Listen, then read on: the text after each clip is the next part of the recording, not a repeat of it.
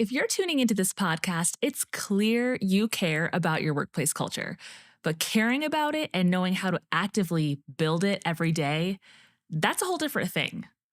Just like personal goals, whether it's weight loss or learning a new skill, getting stronger, the secret to success in culture building is consistency.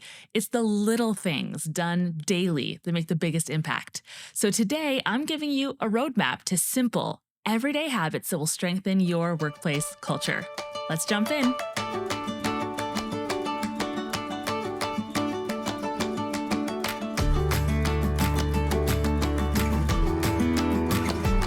Hey there, and welcome to the Culture Keepers podcast. I'm Kara List, your leadership coach, and this podcast is your go-to place for real, practical strategies to build empowered, high-performing teams so you can step out of the weeds and lead with more confidence, less chaos, and a clearer vision. And today I'm going to teach you a framework for day-to-day culture building. But first, I think it's important to talk quickly about a good definition of workplace culture. I heard the most simple definition recently, and I am totally adopting it. Workplace culture is basically defined by the behaviors that you celebrate and the behaviors that you tolerate. Makes sense, right? I mean, every organized group of people has an inherent culture, whether they know it or not. I mean, your family has a culture. And if I tolerated laziness from my kids and treated basic manners and respect like big, huge accomplishments, imagine how chaotic our house would be day to day, right? And the same is true of your workplace. A healthy culture is always being built up or eroding. It doesn't sit still and wait around for you to be ready to do something about it. It is always moving in one direction or the other. What else in your life is like this? What about health and fitness? You can decide that you're going to eat whatever you want and limit physical activity, but your health won't wait around for you to be ready to work on it. So this past January, like most of the planet, I decided to do the New Year's resolution thing. But this time I took a different approach. Instead of focusing on the outcome, losing long-time residual baby weight, eliminating junk food, drinking a ton of water, getting 9 hours of sleep, reading the Bible in a year, I decided instead to focus on simple habits. My resolution was consistency, not outcomes. And can I just say, I'm kind of crushing it. The reason I feel I can say that is because in 37 years of my life, I don't think that I could say by mid-March, I was still on the wagon with New Year's resolutions. But it makes sense, right? If my goal was the outcomes, I would get easily frustrated and question if anything is working.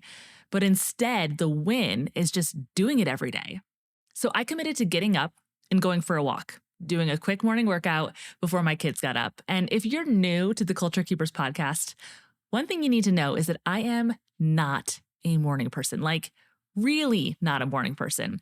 So just the habit of getting up, getting outside for a walk every day is a really big deal for me. And are there days that I miss it because I'm sick or because it's pouring rain? Sure, but that's fine because small habits are easy to just pick up the next day or even the next week. So when you think about what you should or could be doing to improve your workplace culture, you may get tempted to see arriving as the goal. Completely eliminating workplace conflict, pro tip, that's not a thing, or creating consistent feedback loops, maybe enforcing deadlines as your outcome, or whatever you think it is that would drive a thriving workplace culture for you. But what if the goal was the consistent habits that you committed to that over time would lead to those big culture outcomes? How does that sound? Small habits.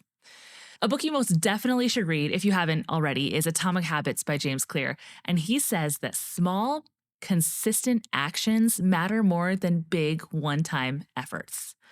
Friend, culture isn't built overnight. It's built through habits. So whether you are starting fresh or restarting, it's never too late.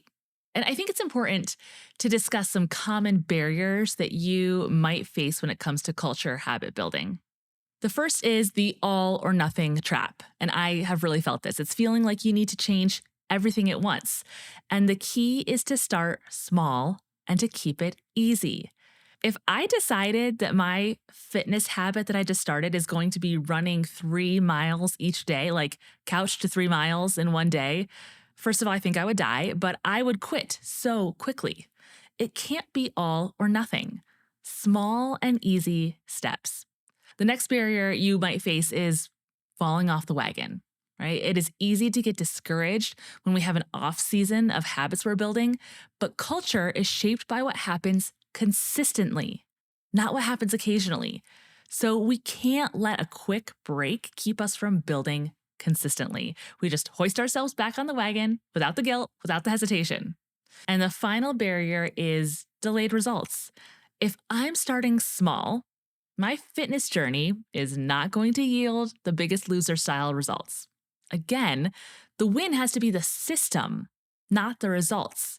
And that's worth the wait. Okay, so now that we have a good picture of what workplace culture is, and we have an understanding that the way to get there is daily small habits, how do we establish the habits? I'm glad you asked. I'm going to use the 4 laws of behavior change from the book Atomic Habits to frame this out for us. And this is important because there is no one way to a thriving workplace culture. You need to determine what this framework looks like for you. So, make sure you have something to write with. Maybe you're going to want to pause this podcast and brainstorm as we go. And if you're in the car or doing dishes, I'm dropping all this in the show notes for you so you can come back to it. Stay safe. So, the first step of the framework is to make it obvious by creating a cue. You are busy. I am busy. Our lives are moving. You need to create a cue to tie to culture building habits that already exist in your daily routine. So, for me personally, my sneakers, my AirPods are by my bed. I get up, I see those things, it's my cue to get outside. And when I see the cue, I can't ignore it. So for culture building, it obviously doesn't have to be a physical cue. That'd be kind of silly, but think about the habits and rhythms you already have. Do you have a regular team meeting? Great. The meeting is the cue to do something that intentionally drives culture. The first 10 minutes of your team meeting is an easy breezy opportunity to do some regular connection culture work. Really, it's a big missed opportunity. If you have your whole team together and don't intentionally work to grow closer and more unified, it's a missed opportunity. And I don't mean cheesy icebreakers. I really don't need to know what everyone's favorite ice cream flavor is. I don't need to know. So go ahead and grab the Ultimate Meeting Kickoff Guide and use the template I am giving you to build connection in a way that doesn't feel forced and actually accomplishes what you want in that time. So go to heycarolist.com/kickoff or grab it in the show notes. So the first part of the framework is to make it obvious by creating a cue. The second is to make it attractive. You know those moments that you reward yourself for doing something hard, or maybe even just something you don't want to do? Like, once we finish the house project, we'll reward ourselves by going out to dinner to celebrate. So, what in that motivates us to finish the project? It isn't actually the fulfillment of the reward, it's the anticipation of it. It's the pull towards that dopamine hit. So, this is going to be different for each person, but let's just say that you are more of an introvert. So, all the peopling takes it right out of you. And culture building requires a lot of peopling. So, maybe your habit is batching your one on ones to just a few mornings, really taking that time to coach your team, see what's on their mind, see how you can help. Well, you make that attractive by rewarding yourself with a lunch break that includes a walk or even just lunch out by yourself. Now, here's what's cool. That dopamine hit will happen the first time when you actually reach the point of reward. But once you experience that reward, the dopamine hit occurs further and further back in the process. So when I started taking morning walks, I felt good after.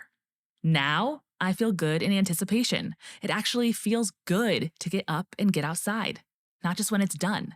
And that will happen to you and those one-on-ones.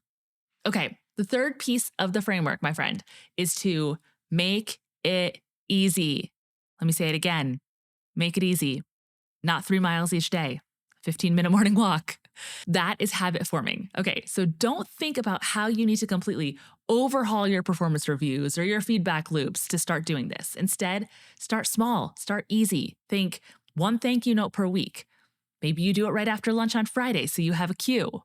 Maybe you ask for 1 opinion from a team member each day, even just a, Hey, what do you think about this? Or I want to run this by you. Let me know if I'm missing something. Or let's keep it super, super simple.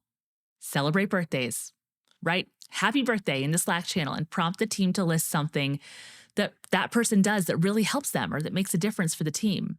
And use Google reminders for your queue. The key here is to lower the barrier to entry. And finally, make it satisfying. You know what is satisfying for me?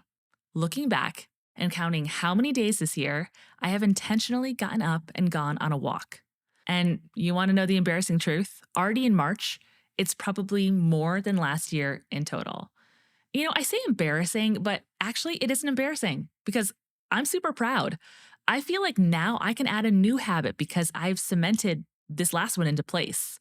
So this means that as you engage in culture building habits, look back, see how your team has grown, how your culture has improved. This makes it all worth it, friend. We don't start with the outcome in mind, but our habits will bring us to the outcome way sooner than what we think. And that is satisfying. Okay, so the framework again is make it obvious, make it attractive, make it easy, and make it satisfying. And this is habit forming from Atomic Habits. And you can apply this to anything. I gave you a couple ideas for what those habits could actually look like: one-on-ones, team meetings, asking for opinions, and so on. And each team and each leader is going to build culture differently based on who they are and what they need. But I wanted to let you know that I send a weekly tip to my Leaders Link email club every Thursday that just adds more tools to your toolbox. And you can sign up for that email at heycarolist.com/newsletter.